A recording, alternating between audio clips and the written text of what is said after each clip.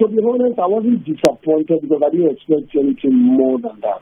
I said to you before, I have to be brutally honest. Bafana is still on its way to I would say, El Dorado. Things are not yet as it should be. I mean, on the pitch, even off the pitch. Before now, South Africa used to boast of being the best in terms of organization, administration, and all of that. But now that is no more the case, and it makes things worse. When you have problems on and off the pitch, it's very difficult to get results. Before now, it was only a case of not having the right quality of players.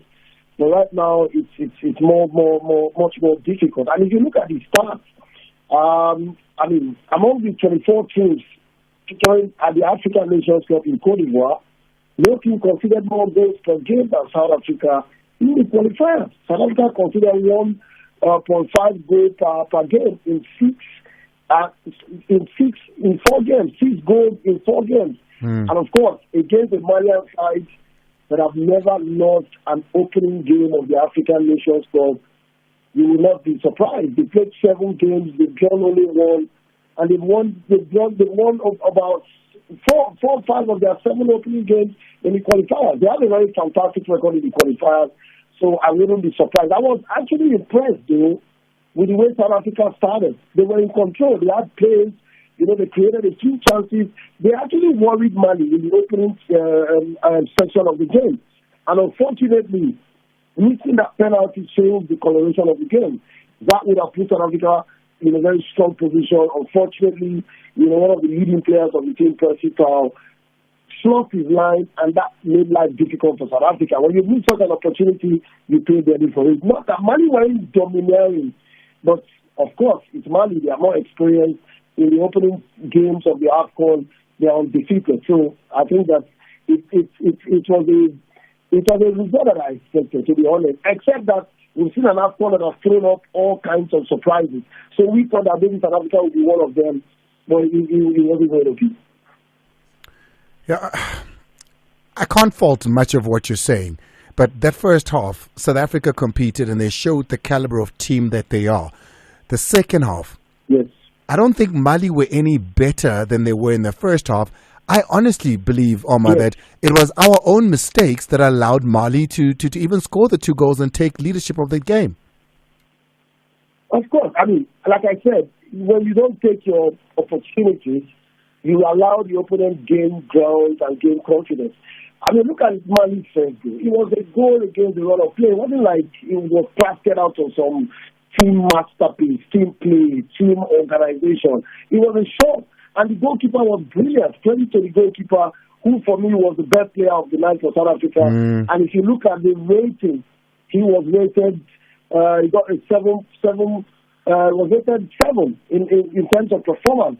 That underscored how amazing it was. He was. I beg your pardon. Modiba was also, quite good in that game. It was really good. I mean, you don't get defenders like that. I mean, what he did, even when we're 2 goals down, the way he was in control of the ball and moving it forward, I think he was brilliant.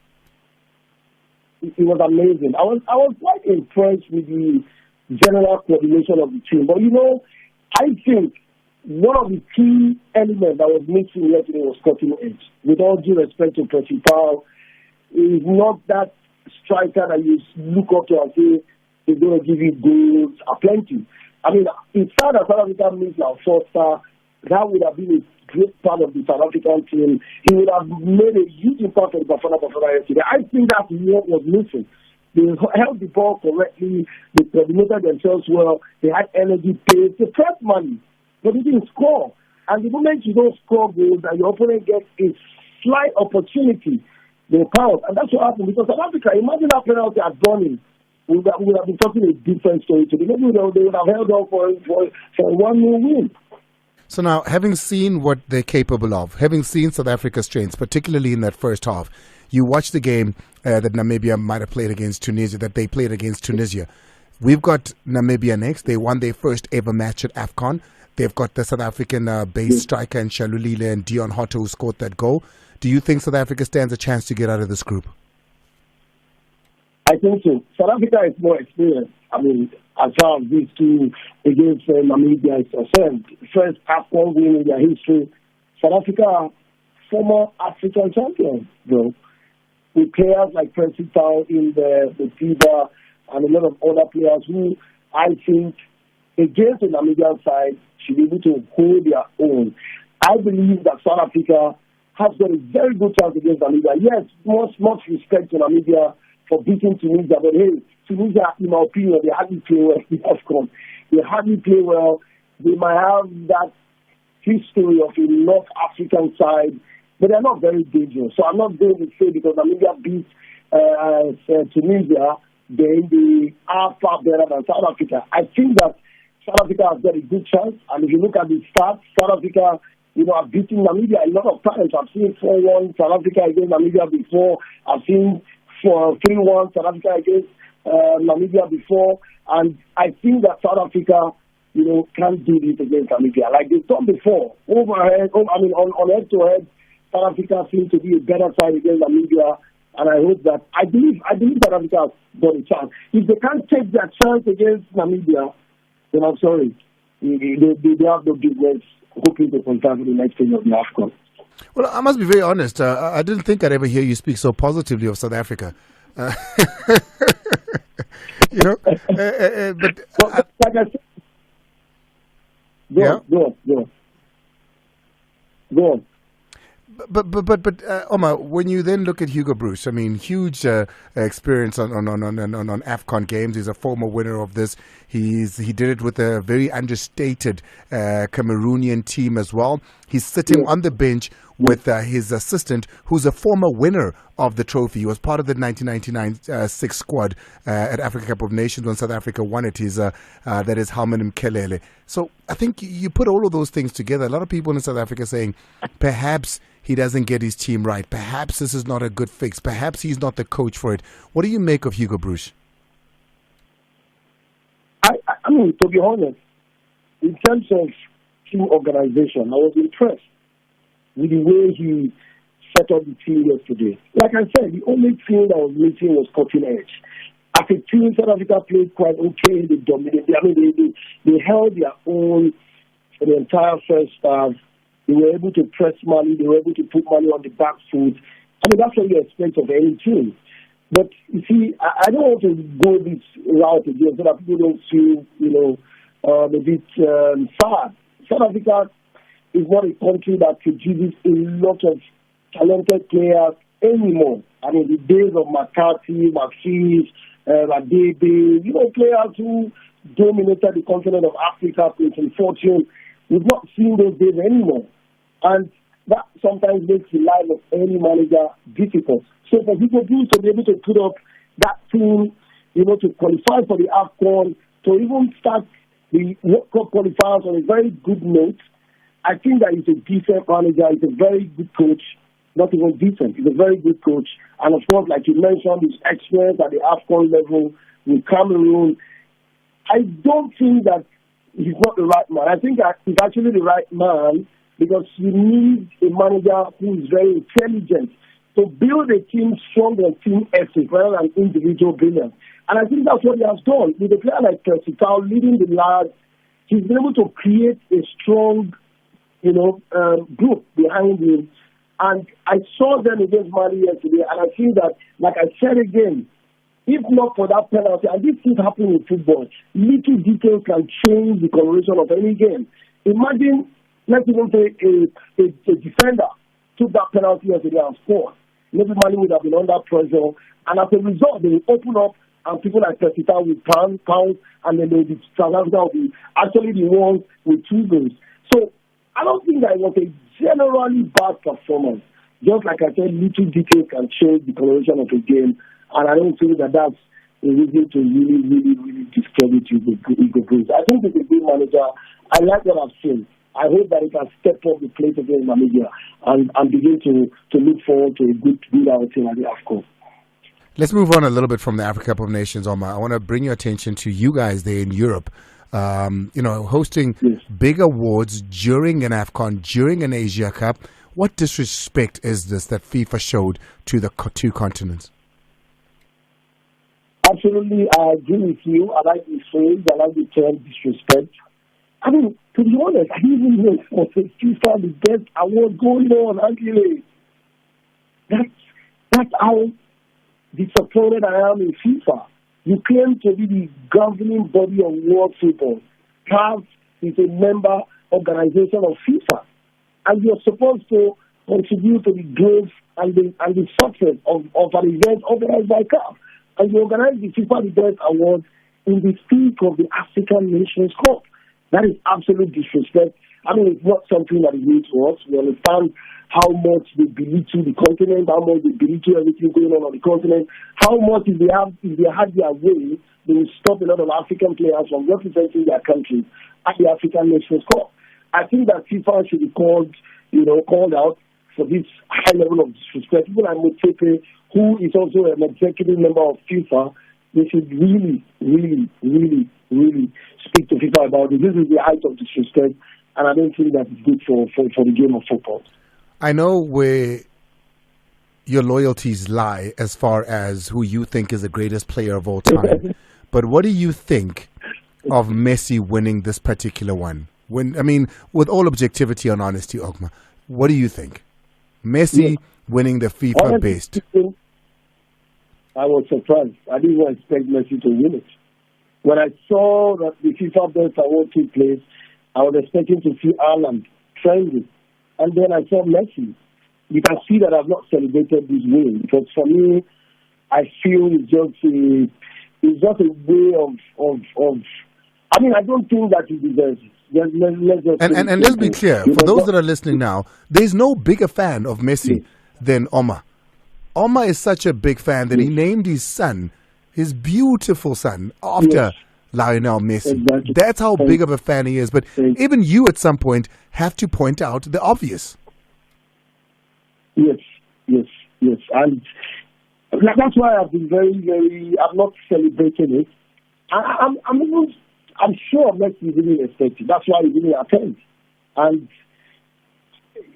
again, he will not be Messi for this. I think that it's also a testament to how great he is. I hope I'm not offending anyone right now, because it's so great that everyone wants to vote for him, even when he's not even supposed to be in the nominee. Come on. You can look at the fact that most captains and national team coaches voted for Messi.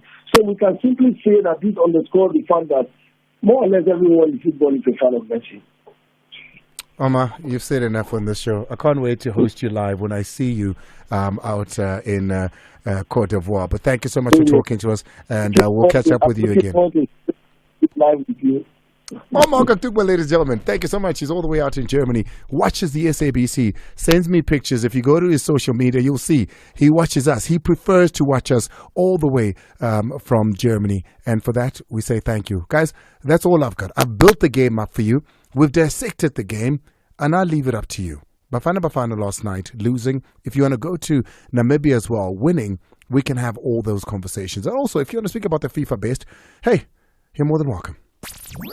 Summer means endless possibilities, and Metro FM is here to help you make the most of it. Whether you're chilling by the pool or hitting the dance floor, our summer lineup will keep you grooving all day long. Metro FM, it's where you want to be. Sports Night Amplified with Andile on Metro FM. The reason you're here, of course, is you would know this Mali team. You've played against them. You've studied them. You know our Bafana team. I was going to say, what are you on?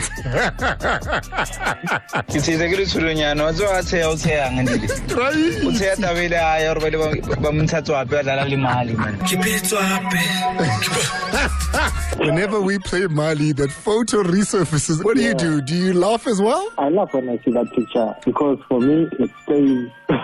He wouldn't have done that if Nekakamu to hell on that day. I always say, watch that game.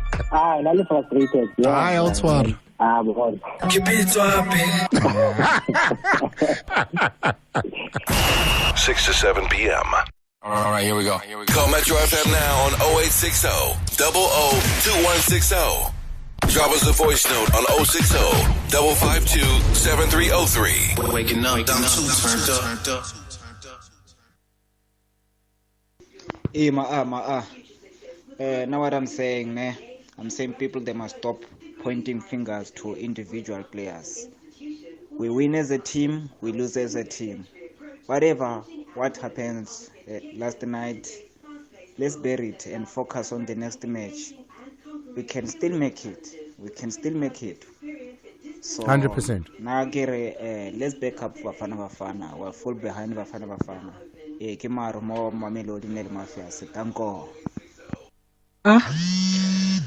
Pesita mustn't feel bad. Even the best of the best in the world have missed penalties. It's a win or lose. He mustn't blame himself. The naysayers, first game, they are already criticizing the team. When are we going to start supporting the team? This is the best team we've ever had for the past few years. Let's support the guys, please, and stop being negative. Sissy here. 100%. Hi, Andile. I don't usually watch soccer, but when it's Bafana playing, I do attempt to watch, and yesterday was one of those. And I had faith that we would win or would at least draw. The first half was good. The boys were really fighting, but it seems like the second half that they lost hope and everything just went down. Thank you so much for that one, and thank you for the support. It's a national thing, this thing.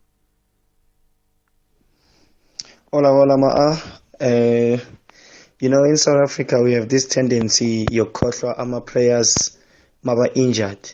If you remember, Deruk, when Mamelodi Sundowns, that boy is very good when it comes to aerial battles. But because of he got injured, all of a sudden, Bayam Kotla, they forget about him.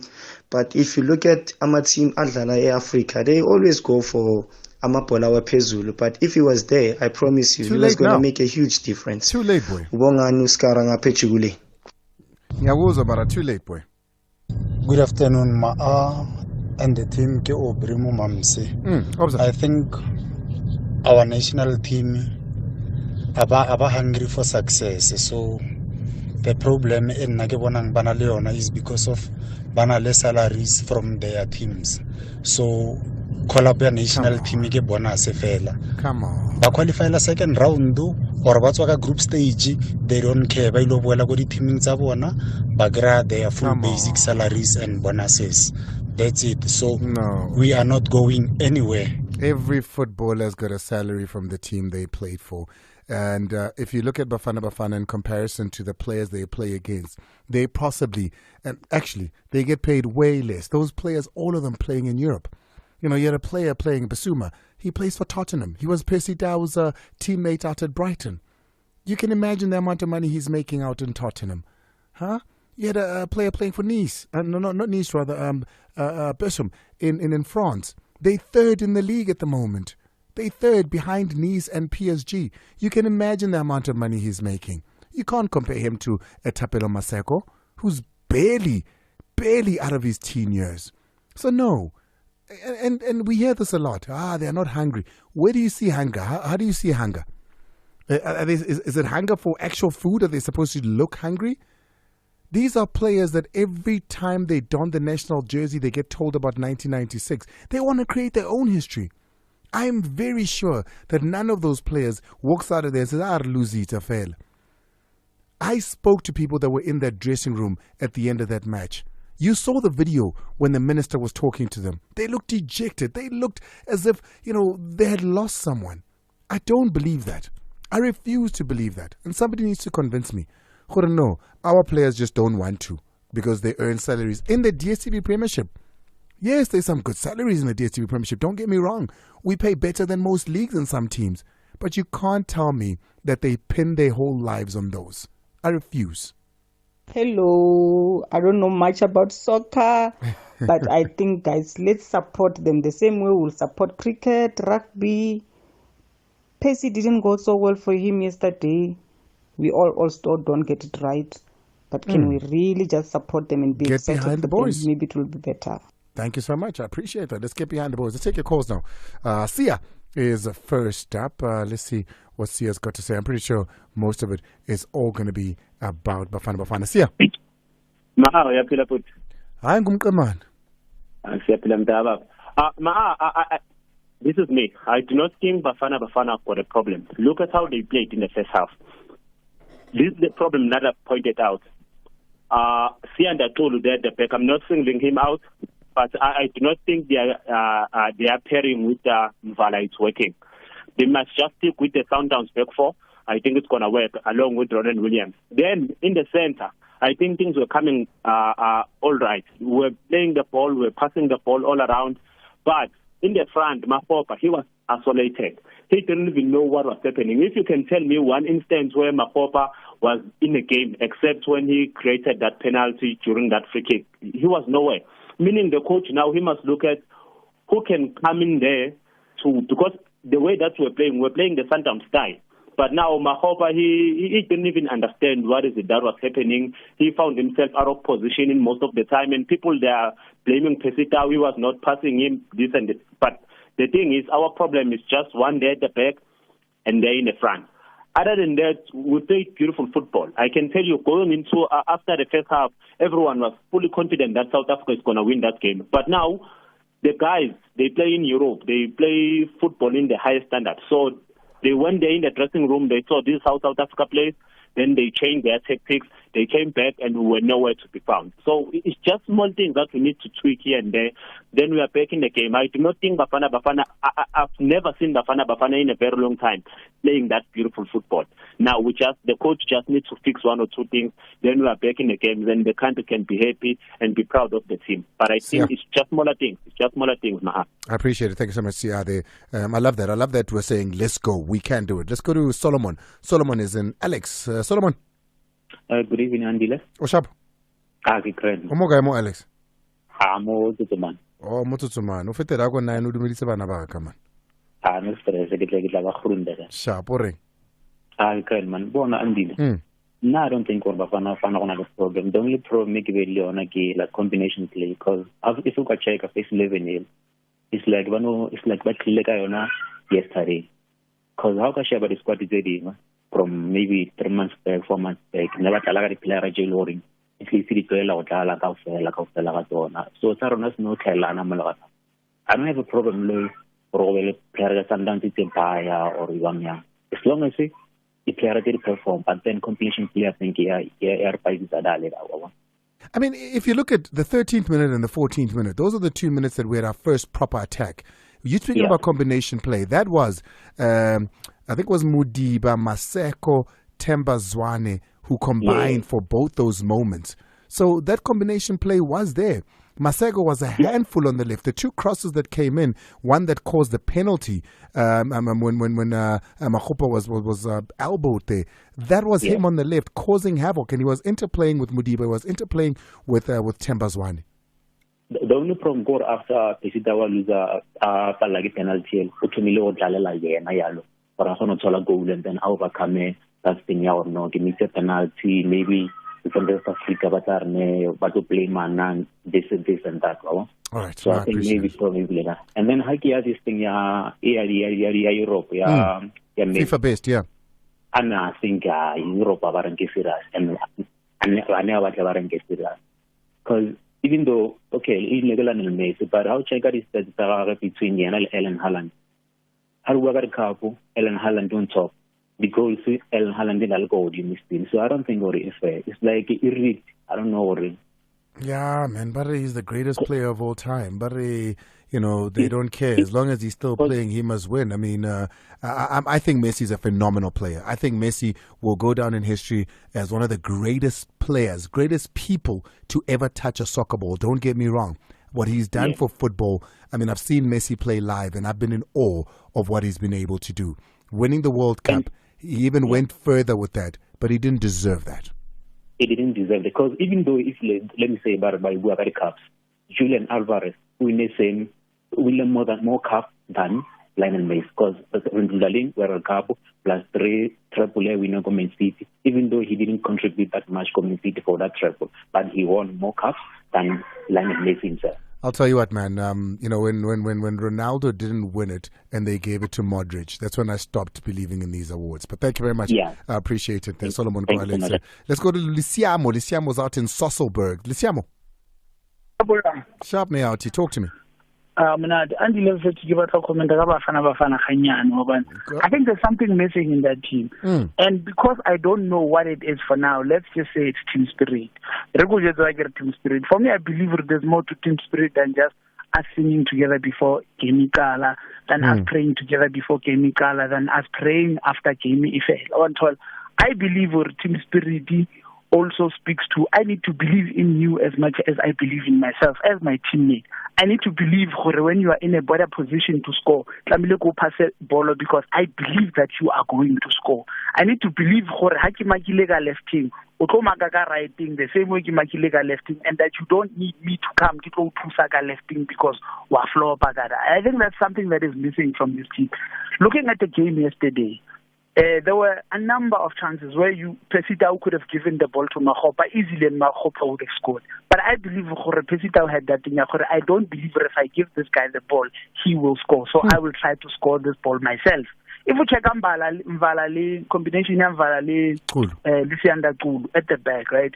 There were instances where Mvala wanted to do more than what he was supposed to do because I think he didn't believe Tulu can do the job as well as he can. So for me, I think that is what's missing. If you watch Argentina, for example, there's a reason why every ball higher by families is because everyone believes that if you give this guy the ball, he's going to score. And I think that is what we are missing. Yes, our players believe in themselves, but the question is, do they believe in each other as much as they believe in themselves? Oh, that's a good angle. I'd love to hear what people like. That is what's missing. Thank you so much. I enjoyed that angle. I enjoyed that analysis. There's no such thing as wrong analysis. This is just our thoughts because there's no ways we can know these things for sure. You know, but that's what football is. It's a game of opinions, isn't it? Let's go to, where are we going to me? To Jimmy. Jimmy is out in Macau as per usual. Jimmy, game, Mar. Andile, was Metro Family and station, and about who we were calling regulate that I couldn't stream Mamavano and Swarane.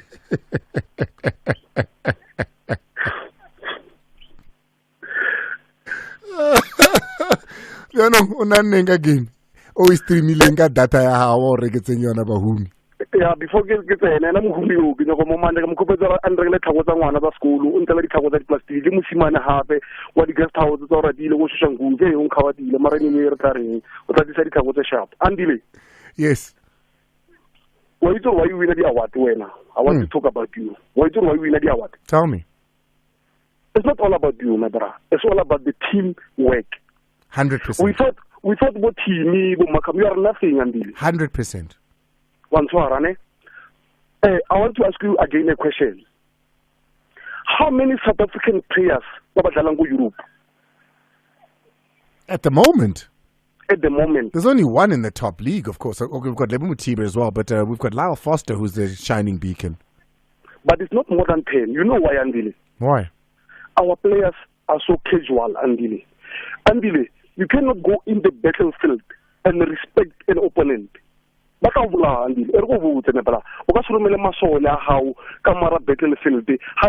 respect the opponent. It's what our players doing. My problem is, Andile, we don't have leadership. Kamara ground. When you can find someone only than team, everything, Mama hitting a high. This is one of them, but in two So we don't have a senior player. I mean, we've got Mshishi, captain at Sundowns. You know, he knows the continent well. He's a senior player. Andile,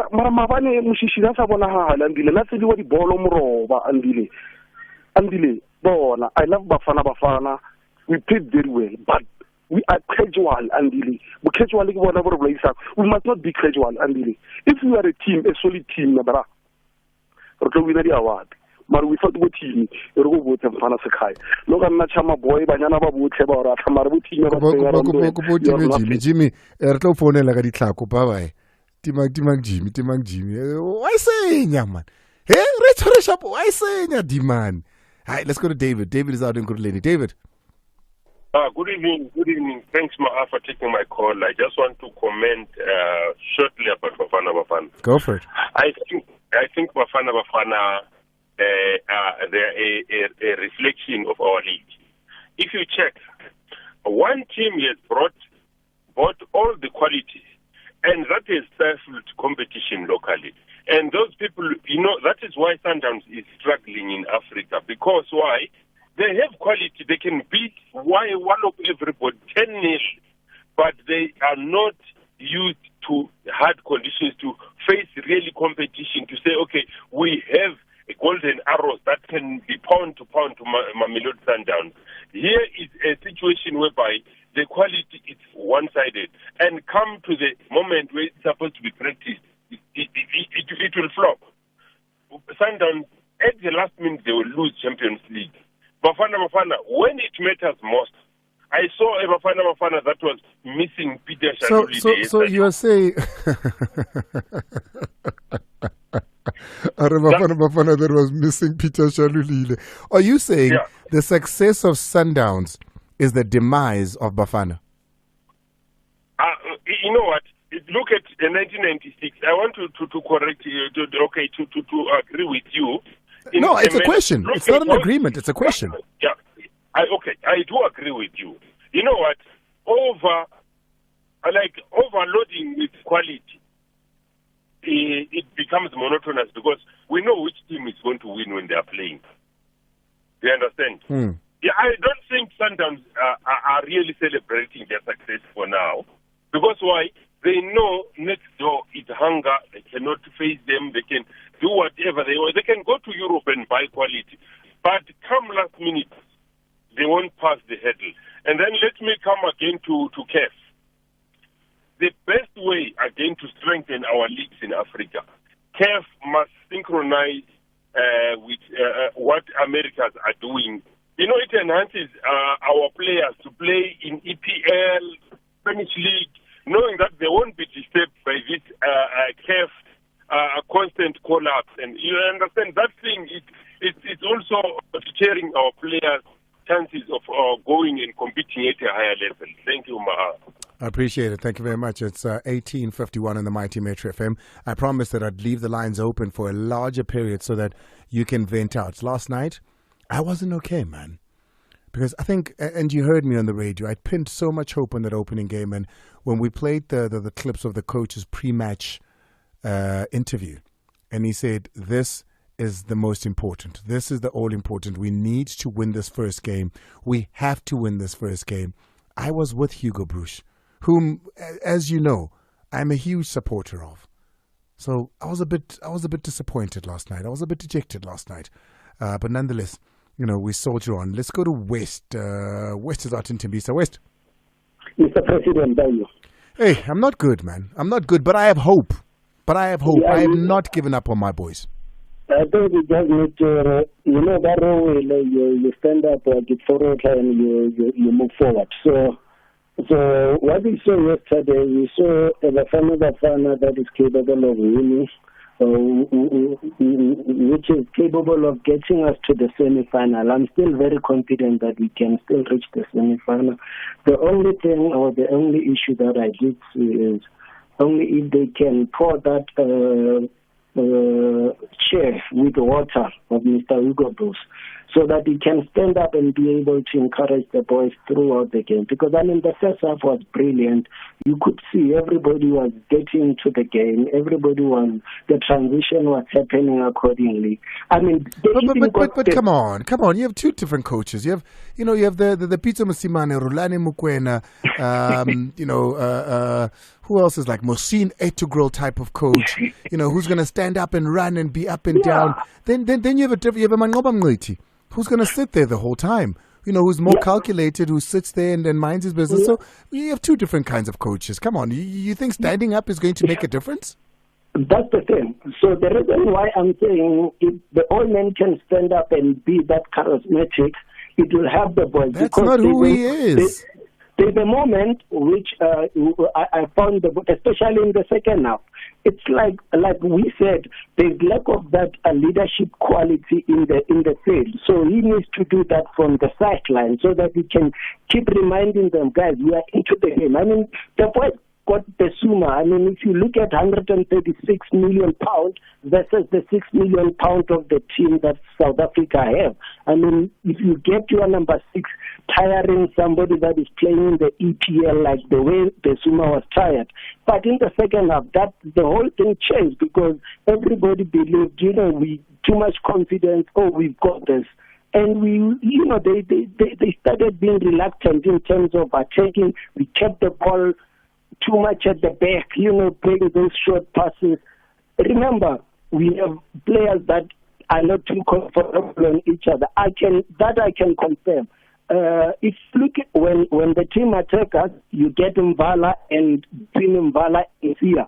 Sia either will be late or Mbala will try to get in front of Sia, which it gives us a little problem. We understand who's our number 5 there. Oh, West, your line is not great, so I'm going to end it there with you. Something is happening with your line there, but thank you very much, man. I really always appreciate your call. Let's go to Ngobile. Ngobile is out in Midrand. Ngobile, hi. Hi, man. How's it? Yo, you sound like how I felt last night. Yeah, man. Yeah, it was a good game, to be honest. Even though I saw a lot of things that as South Africans or South African football, we do not have. Most of those guys play in Europe. Like any other caller that has called, I totally agree with them. These guys, most of them in the Mali team, they play in Europe. I feel like they are well conditioned. Very well conditioned compared to our guys, and most players in Europe they don't get to.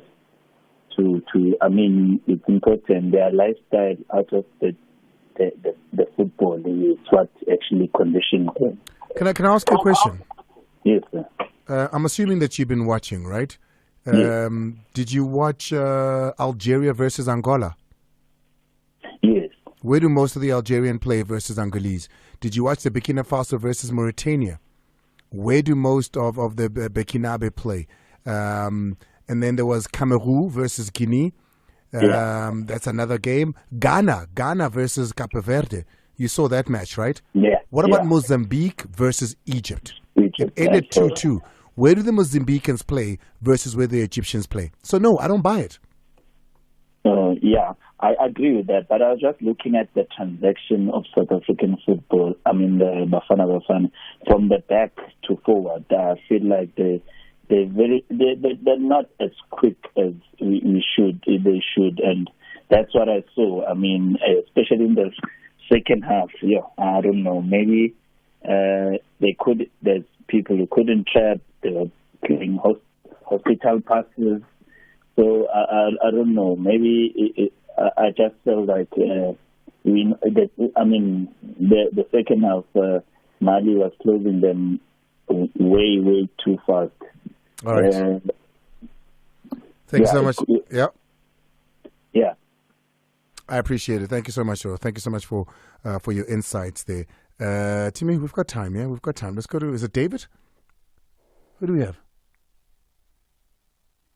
Dixon Gwamhlanga. Dixon. Hi, Andile. Hey, talk to me, man. There's very same comment about the guy who was talking about the coaches. Andile, sometimes the game is won on the bench sometimes, even if you don't have a good team, but you can win the game on the bench or you can draw the game on the bench. As long as the coaches are showing the enthusiasm. Andile, as a nation, I hear you are mentioning people like Mangoba Mniti and Hugo Broos, how they're coaching as compared to your Mourinho's and your clubs. Unfortunately, as a nation, we don't need a Hugo Broos or a Mangoba Mniti. We need someone who's going to be animated, someone who's going to give players courage, who's going to be there and give them courage. Even if someone misses the penalty, you go there and say, hard luck, boy. Don't drop your shoulder. That's what we need as a nation at the moment. The nation is so depressed. If you're going to get coaches who are going to sit on the bench and look depressed, the then you're not doing it. I saw even Helen Keller sitting like he was leaning back, like yes, bro, he's sleeping. I saw the one you're talking about where he's not even on his bum anymore. He's on his back. What's that, Andy? What's that, Andy? As a nation, you don't need that, Andy. If we need another coach now, we don't need a Mangoba. If you're going to sit there on the bench and look like he's depressed, as a nation, we don't need that. We need people who are going to run up and down to give these boys courage because they're not even back home there. No one believes in them. So if they're back at home, most of the people don't believe in them, and then coaches also don't believe in them. What's that, Andy? I hear that. I hear that our bench, after we're 2-0 down, when that picture did... the cameras did sway to Hellman and Hugo. It wasn't a great picture. I completely agree with that part. I mean, Andy, the team equalized 5 minutes. They can score 3 goals in 5 minutes. They don't do that while coaches are sitting down. For you to get that 3 goals within that 5 minutes, you need the coach to stand up, to make substitution, to push boys. Even if when you're getting inside, you must push inside. Go fight, bro. Go fight, boy. That's what we need, Andy. That's what we need. That's what we need, Andy. We need your passion. That's what we need. We need your passion. Thank you very much. I appreciate it. We're going to be, of course, tomorrow is another big one. Ghana versus Egypt. Huge match. We'll talk a little bit about that and perhaps cross to Cote d'Ivoire again. 7 o'clock, top of the hour. So I missed yesterday's show because obviously I had to go do Bafana game. Right? I know, I saw. So I missed it because Andile Ncube was our new analyst. So we had to do a lot of preps, to inaugurate him into television as well. So, it was a lot. And I wanted to listen. And I woke up this morning. It's not up on the podcast yet.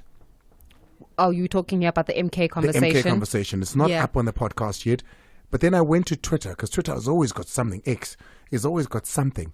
And all I saw was everybody talking about I want to use words here that are not going to get me into trouble. But at the end, they speak of somebody running away, no question. What happened?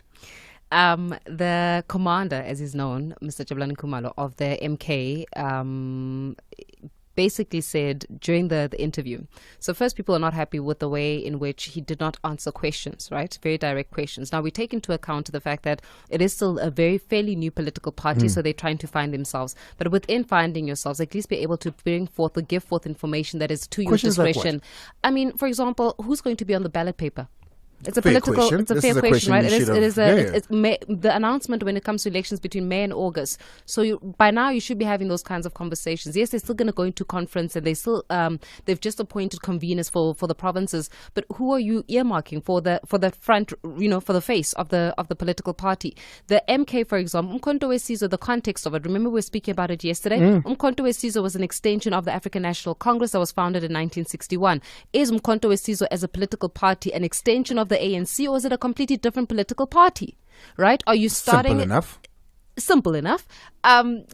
Yeah. So it's questions regarding exactly what do you stand for, besides just at a high level, right? What exactly do you stand for? What is your differentiator from the existing status quo? Another question. So can we confirm that indeed there has been the merger between the African Congress of Transformation of Ace Magashule as well as Umkhonto we Sizwe? You said that, look, we are in conversation, we must wait and see.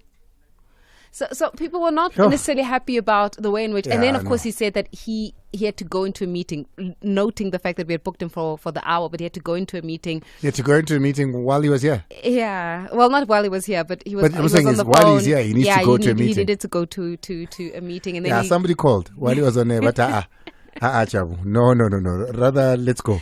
Hey, so yeah, it really was that. But look, the good thing is that we bring in political parties so that they can tell you why is it that you must vote for them. And if they rise to the occasion, then you know what you're dealing with. If they don't rise to the occasion, you also know what you're dealing with. So yeah, that is what we had yesterday.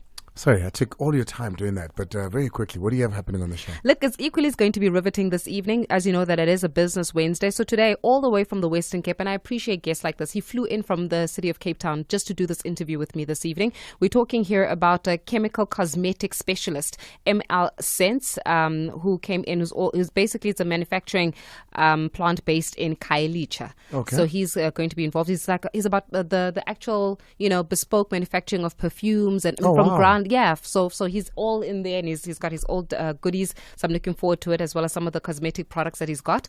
We're also going to be looking at the World Economic Forum regarding Team South Africa that is representing us at the World Economic Forum regarding the purpose. We're going to be getting into that. And then the Gauteng Education Department has been highly scrutinized for its chaotic, in inverted commas, online registration system. I think many of you would have experienced it. Many parents have been stressing about it, grade 8s as well as grade 1s. We are in conversation this evening with the MEC of Education in Gauteng, Matume Chilwane, just to speak about this registration system. We're going to stay with the school theme into After 8, because today we're going to be unpacking the rate of dropouts in South Africa. Where are these kids ending up? Dropping out at what level? Usually they drop out between grade 9 and 11. Imagine. So we've got about 1 million kids that start in grade 1. Those million kids go up to grade 12, right?